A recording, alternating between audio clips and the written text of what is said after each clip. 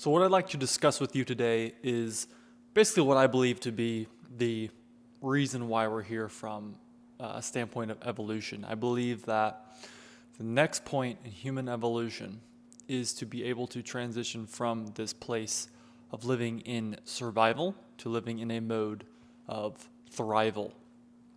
Now, what do I mean by that exactly?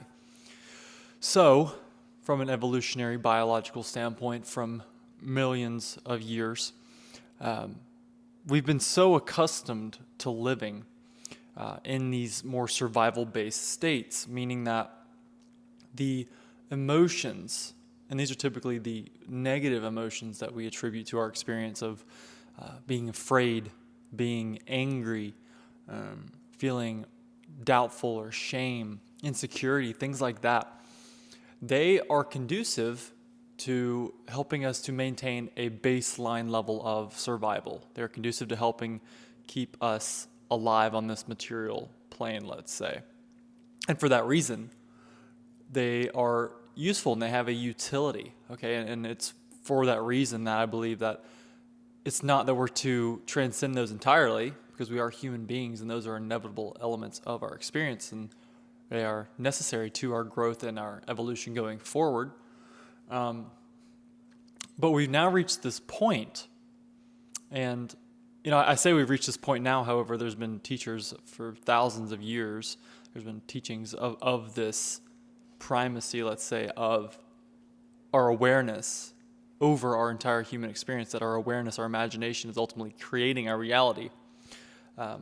But we come from a place where that awareness was unconsciously being placed on keeping us just alive here, keeping ourselves preserved in any way, shape, or form, even though we're living in a perpetual state of stress or scarcity, being afraid of the unknown, let's say, being afraid to meet strangers, new people, to make new connections. It keeps us alive or preserved in the best way that we know how. And so we've now reached this point, and if you're watching this, you're at this point in your own personal development. And when I say evolution, this is relating not just to us collectively, but for you as a human being too. And we reach this point in our own personal lives where we're no longer subject to the world around us. We're no longer subject to the external world, but we realize that the thoughts and the beliefs and the feelings that we're identifying with are creating this entire experience. Our human experience are creating our reality. And this is a pivotal point, not just in your life and my life, but in our lives as a collective, because we have the beauty of technology, of the internet, okay, of being able to expand, and more people are coming to understand the prominence and the profundity of this idea, this notion that our imagination is creating our reality. Where our focus goes, our energy flows. But as that relates to you, at a more personal level, okay, as we're going about looking to set and achieve new goals for ourselves to become a healthier, wealthier, more successful, more abundant version of ourselves, however that looks for you, the point of that, you reach a point of living from a place of survival. Another way of thinking of that is living from more of a victim mentality. You're subject to everything that's going on around you. And then being able to recognize that, it's the first step of the RISE method of recognition, recognizing where you've come from, recognizing the limiting beliefs you've been identified with. And through that recognition, it gives you an innate sense, it inherently points to a greater, more ideal reality that you can begin to imagine and flesh out in your imagination to create more clarity around, to then accept that and surrender to that as the real, true reality, to surrender to understanding that what you imagine for yourself, that you can imagine, okay, you can imagine feeling more energetic in your body. You can imagine having relationships where conflict is navigated in a more easeful and harmonious way, and it fosters more connectivity. You can imagine for yourself having a business model that serves you rather than you having to serve it, and to put all of your energy and sacrificing your relationships into having that business be sustained and to serve you in your life and what you want to actually create in your life, creating more connections, creating more service, and feeling energized and feeling fulfilled from that. When you can recognize that that is the true reality, what you imagine, you can imagine that, and that can come into fruition, because that is the means by which all things come into fruition, come into external form, is through what we imagine. That is the pivotal point. That is your rebirth. That is the pivotal point of your life. Okay, when I say rebirth, being born again, that is being born again, not of flesh, but of spirit. So recognizing where you've been, accepting who you've been, and now using that to help imagine and create a new vision for yourself. Surrendering to that, and then embodying that into the now. And then through that embodiment process, so when you're actually taking aligned action, you formulate a how to the best of your ability. After you've surrendered, you formulate that how, and you begin taking this action. You begin acting from a place of faith. You have confidence. Inevitably, you come up against more of these survival-based states. You come up against limiting beliefs. Because when I'm saying survival-based states, I'm relating that to parts of yourself that no longer serve you, let's say. And you can notice those survival-based states, and that brings you back again to recognition, and then into creating a more ideal place in your imagination, surrendering to that imagined state, and then embodying that again. And this continues on and on. This is the process of mine, of our evolution. So it's really an exciting time to be alive. It really is. There's so much information that's being dispersed and being assimilated. We're learning and developing at an exponential rate. All the while, recognizing and realizing our interconnectedness with the earth and wanting to restore a more harmonious relationship with the earth and enhancing our ecological consciousness, our environmental consciousness. So there's so much potential for beauty and for life and for expansion and growth in this time. As much as we can see, and as much as it's pushed on us, the potential for deceit and fear and anger and these more survival-based states. And so that's another thing to notice here, is that we're at this point in human evolution where, as a collective, we have the opportunity now. We have this opportunity to notice, when we're operating, or when we're giving our attention to, giving our time, our energy, our focus to things that just evoke more fear, more anger, more separation, more guilt, more shame as to who we are. You can notice when media outlets or any external source of information in social media, when they're trying to evoke that within you. And then you can recognize how to shift from that. Well, what do I want to focus on? What do I actually want to create in my life? We can shift from focusing on survival-based states to thrival-based states. Now, the means by which you do that is by first recognizing the survival-based state.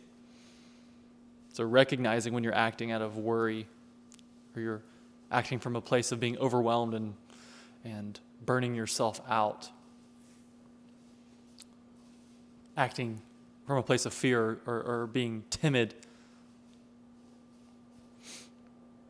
And accepting that though you may have operated that in the past, that doesn't define who you are in this moment now.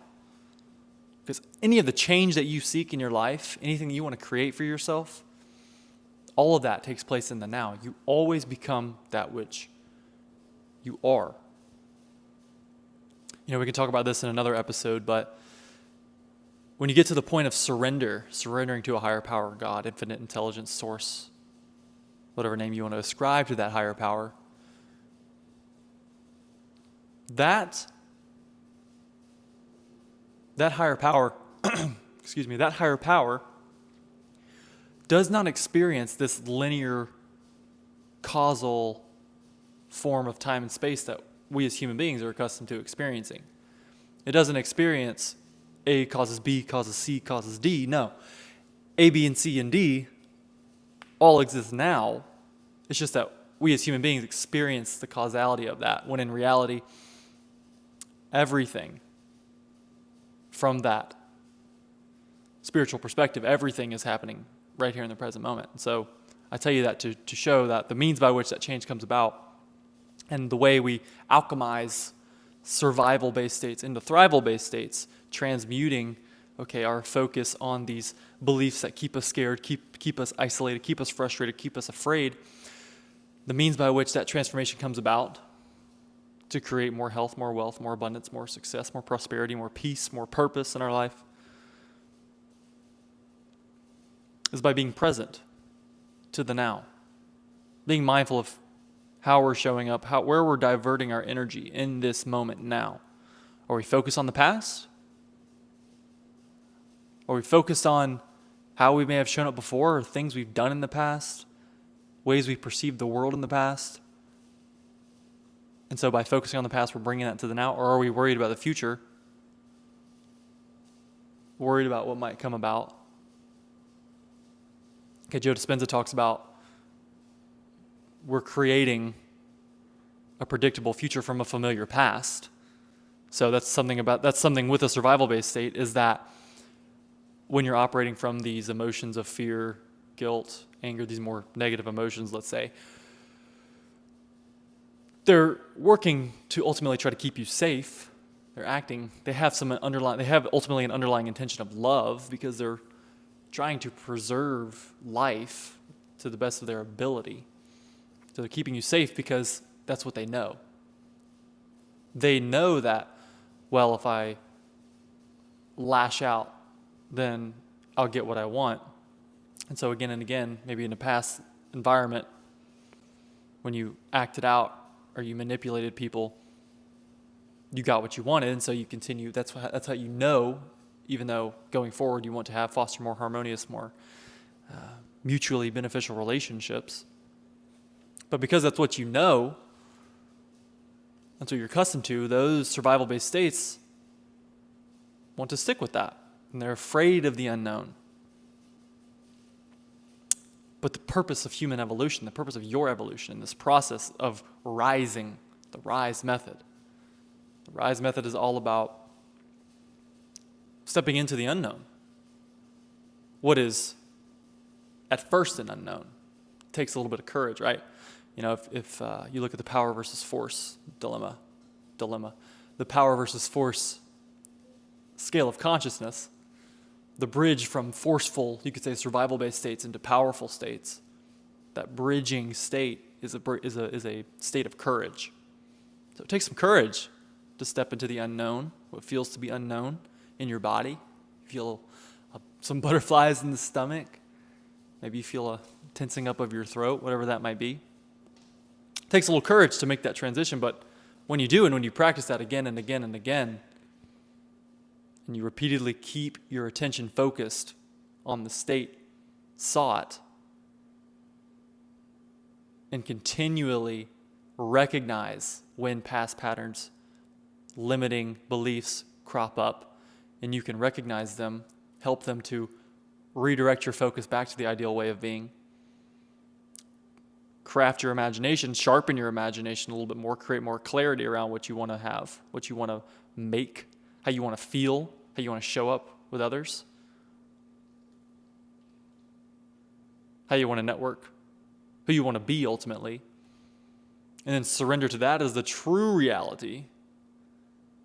Because again, everything from the state of your higher power is happening in the now, so surrender to that true reality right now, and then embody that on a day-to-day basis.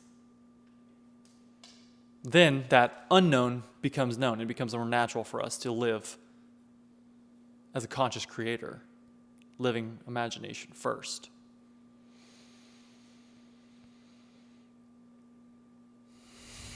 And this applies, again, at a personal as well as a collective level. This point of human evolution, point of why we're here, I believe. is to be born again, not of flesh, but of spirit, to be transformed by the renewal of your mind, to see that your mind, your imagination, your consciousness is creating everything in anyone that you come into contact with. It is responsible for any of the synchronicities that come about. And when you become aware of that, then you can step out of survival into thrival. Not to say that we're ever going to do away with these survival-based states. I believe that as human beings, we're here to be just that, to be a human being, to be whole, okay? To be spiritual and material, to be able to experience the contractions, to experience the strain, let's say, those times of dis-ease, to notice those states, and by accepting them and recognizing what they serve, that's how we enter back into the expansion. We evolve. That's a continual process. So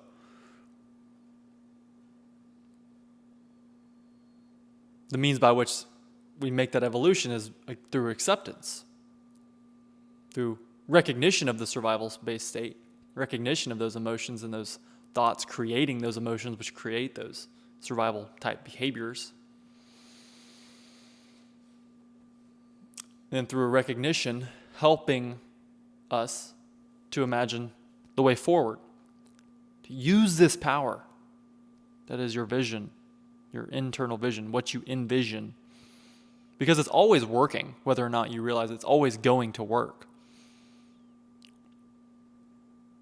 It's always going to work for you. Okay, it's just that through your life, through your development, from when you were a child to now, wherever you're at in your life, it was unconsciously being directed based off of your conditioning, your environment. So in a way, you were subject to your environment at one point, but you no longer are. And that's where this idea, again, of being born again comes into play, and where you have this gift bestowed upon you. That is your awareness. You're no longer subject to this world of form. You're transformed by the renewal of your mind. And in that lies the means by which you heal your body, you heal your relationships, you expand and grow your business, you optimize your finances, and you foster a deeper connection to your purpose in life. You can feel more at ease, more peace in life. Because that power is always accessible to you. You just need to only realize it now. You need only realize it now. So thank you for listening. Check the link in the description for access to my masterclass. You can join the community. If you want to apply with me, apply to work with me one-on-one in a coaching setting. The link is below. Thank you so much for being here. I'll talk with you soon. Until next time, take care.